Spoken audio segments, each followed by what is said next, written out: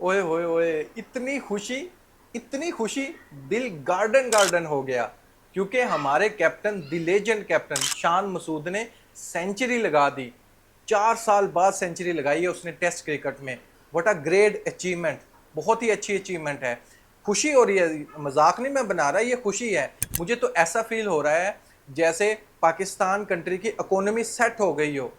For example, जब हम कर्जा लेते हैं किसी भी ममालिक से, तो हमें लगता है हमारी कंट्री की इकोनॉमी स्टेबल हो गई है, लेकिन पता तब चलता है जब हमने कर्जा वापस करना होता है। सेम सिचुएशन यहाँ पर फील हो रही है कि बैटिंग तो हमारे प्लेयर्स ने अच्छी की है, अब्दुल्ला शफीक ने भी अच्छी बैटिंग कर ली, शान मसूद ने भी अच्छी बैटिंग कर ली, दोनों ने सेंचुरी लगा ली, लेकिन पता तब चलेगा जब इंग्लैंड के बैट्समैन इसी पिच पर बैटिंग करने के लिए आएंगे। फिर हमें पता लगेगा कि वाकई ये इनको क्रेडिट जाता है या फिर सारा का सारा क्रेडिट पिच को जाता है। यहां से अंदाजा लगाएं। मैं ये सोच रहा था कि देखो, Pakistani as a Pakistani cricket fan तो हमें बहुत अच्छा फील हो रहा है कि टेस्ट में इंटेंट शो करवाया पाकिस्तानी बैट्समैन ने इस टेस्ट मैच में। लेकिन मैं ये सोच रहा था कि इंग्लैंड वाले यहाँ पर क्या थिंकिंग रख रहे हैं, उनका ओपिनियन क्या है। जैसे ही इंग्लैंड कमेंटेटर कमेंट्री करने के लिए आया, रमीज राजा पता क्या बोल रहा था पहले? रमीज राजा ये बोल रहा था, 10 से बैटिंग कर रहे हैं पाकिस्तानी बैट्समैन, बहुत अच्छा लग रहा है, एग्रेसिव माइंड है इन लोगों का। अब्दुल्ला शफीक फॉर्म उसकी वापस आ चुकी है, वर्ल्ड के बेस्ट बैट्समैन है अब्दुल्ला शफीक, शान मसूद, ऐसे से वो बोल रहा था। लेकिन उसके जवाब में इंग्लैंड कमेंटेटर ने पता क्या कहा? उसने कहा कि ये लोग पिच का एडवांटेज ले रहे हैं, शान मसूद पिच का एडवांटेज अच्छे से उठा रहा है, अब्दुल्ला शफीक पिच का एडवांटेज उठा रहा है।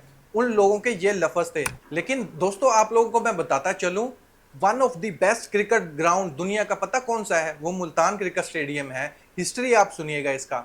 75 ओवर में इसी पिच पर, इसी ग्राउंड पर 504 रन लगे हुए हैं। जस्ट 75 ओवर हुए, 504 रन इस ग्राउंड की पिच पर लगे हुए हैं।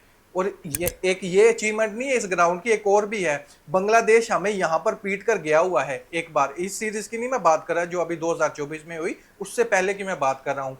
इसी ग्राउंड पर बांग्लादेश से हम हारे हुए हैं, क्योंकि पिच बिहेव ही ऐसा करती है। और ऊपर से हमारे जो शान मसूद कैप्टन है, उसने पिच का भी स्टैंडर्ड कुछ ऐसा ही रखा हुआ है। लेकिन यहाँ पर हमें शान मसूद के माइंडसेट को चेंज नहीं करना चाहिए, उसको सपोर्ट करना चाहिए, क्योंकि उसने बैटिंग स्टाइल जो अपनाया है, एक विकेट गिरने के बाद ऐसा कैप्टन जो कोई और कैप्टन होता देखकर खेलता है, अपनी विकेट को बचाता, गेम को लंबा लेकर जाता। लेकिन शान मसूद ऐसे नहीं करते, ये इसको क्रेडिट फुल जाता है शान मसूद को। इसने जबरदस्त बैटिंग की है, 50 भी अच्छे रन रेट से बनाई है इसने। 130 के स्ट्राइक रेट से 50 कंप्लीट कर ली थी, ऐसा इसका स्ट्राइक रेट था। और शान मसूद ने सेंचुरी जो कंप्लीट की, और सारा आप डाटा ये देख ही सकते हैं। साथ जो बैट्समैन खेल रहे थे अब्दुल्ला शफीक, उसने इंटेंट शो नहीं करवाया। वो अलग बात है, हर बंदा अपना अपना ओपिनियन रखता है, अपना माइंडसेट रखता है। एक तरफ शान मसूद अटैकिंग क्रिकेट खेल रहा था, शान और अब्दुल्ला शफीक टुक टुक कर रहा था। उसने वैसी बैटिंग नहीं की जैसे पिच थी, वैसे उसने बैटिंग बिल्कुल भी नहीं की। अब्दुल्ला शफीक को भी चाहिए था अच्छे स्ट्राइक रेट से बैटिंग करना, लेकिन नहीं की। लेकिन इस सेंचुरी की बुनियाद पर यह कहा जा रहा है, अभी मीडिया पर कैंपेन फिर से स्टार्ट हो गई है, पाकिस्तान का बेस्ट प्लेयर जो बाबर आजम को रिप्लेस कर सकता है, वो है अब्दुल्ला शफीक। इतनी ज्यादा हाइप क्रिएट की जा रही है अब्दुल्ला शफीक के रिलेटेड, लेकिन उससे पिछली जो भी परफॉर्मेंस है वो सभी लोग भूल जाते हैं। आने वाली परफॉर्मेंस पर, एक सेंचुरी की बुनियाद पर अगले 5 से 6 सीरीज पाकिस्तान टीम से खेल जाते हैं, गले पड़ जाते हैं। अब्दुल्ला शफीक का टेक्निकल साउंड अच्छा है, लेकिन कंसिस्टेंट होना पड़ेगा, कंसिस्टेंटली रन बनाने पड़ेंगे पाकिस्तान टीम के रिलेटेड। टेस्ट क्रिकेट में अगर हम पाकिस्तानी बैट्समैन की बात करें तो स्कोर बोर्ड आपको नजर आ ही रहा होगा। इसमें अगर ना सिर्फ इस मैच में, पिछले कई मैचेस में अगर हम देखते हैं तो सिर्फ शान मसूद ऐसे बैट्समैन है जो इंटेंट से बैटिंग करते हैं। वो अलग बात है, कंसिस्टेंटली परफॉर्मेंस नहीं दे रहे होते, लेकिन उसका एग्रेसिव माइंड जरूर है। उसने अपने आप को चेंज किया है। अभी 85 के स्ट्राइक रेट से उसने बैटिंग की है। अब्दुल्ला शफीक को देखो आप, 55 के स्ट्राइक रेट से बैटिंग की है। ओवरऑल हम देखें जो पाकिस्तान ने बैटिंग की है, वो 4 के रन रेट से बैटिंग की है। साइम यूब की तरफ आप देखो, देखो चहीते हैं ना साइम यूब, फिर से खेल गए, फिर से एक और सीरीज मिल गई। कितनी ज्यादा सीरीज मिल गई, कितने ज्यादा मैचेस मिल गए, लेकिन परफॉर्मेंस नहीं है। शान मसूद ने बांग्लादेश के खिलाफ इस वजह से खिला दिया कि ऑस्ट्रेलिया के खिलाफ आखिरी जो उसकी इनिंग थी, उसमें 10 से उसने बैटिंग की थी, इसलिए उसको चांस मिलना चाहिए। अब बांग्लादेश के खिलाफ उसने 50 लगा दी है, इसलिए इंग्लैंड के खिलाफ भी उसको सीरीज मिल गई। हाँ, ऐसे ही करना, जब हमारी इंग्लैंड के साथ 3 मैचेस है ना, आखिरी इनिंग में वो फिर 50 लगाएगा, फिर उसके गले पड़े रहेगा पाकिस्तान क्रिकेट टीम के। क्या ऐसे होना चाहिए? पाकिस्तान क्रिकेट बोर्ड को सोचना चाहिए अब, जैसे नो लुक शॉट के पीछे ये रहता है ना, अब सिलेक्टर को भी नो लुक वाली स्ट्रेटजी अपनानी चाहिए वर्सेस साइम अयूब।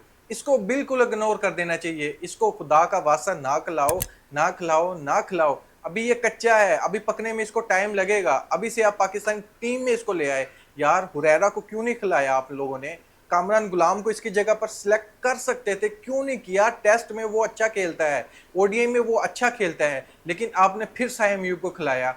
किस वजह से? लॉजिक क्या था समझ नहीं आ रही, अभी तक नहीं आ रही। फिर आते हैं बाबर आजम और शाह शकील। बाबर आजम तो आउट होकर चले गए हैं विदाउट 50, फिर इतनी ज्यादा इनिंग हो चुकी है। बाबर आजम का स्ट्राइक रेट भी कम था, 10 से बैटिंग जहां पर करने की जरूरत थी, पिच के हिसाब से खेलने की जरूरत थी, लेकिन बाबर आजम फिर आउट होकर चले गए। दोस्तों, इस पर आपको ओपिनियन मैं जानना चाहूंगा। पहला टेस्ट मैच था वर्सेस इंग्लैंड, पाकिस्तान टीम की बैटिंग आप लोगों ने देख ली है, क्या आप मानते हैं पाकिस्तान जो बैट्समैन है उन लोगों ने अच्छी बैटिंग की, या फिर पिच को ही आप क्रेडिट दोगे? इसके बारे में अपनी राय जरूर दीजिएगा। और आपको क्या लगता है पाकिस्तान को इस पिच पर कितने का टारगेट सेट करके देना चाहिए इंग्लैंड के बैट्समैन को? अपनी राय कमेंट बॉक्स में मुझे जरूर बताइएगा। Thank you.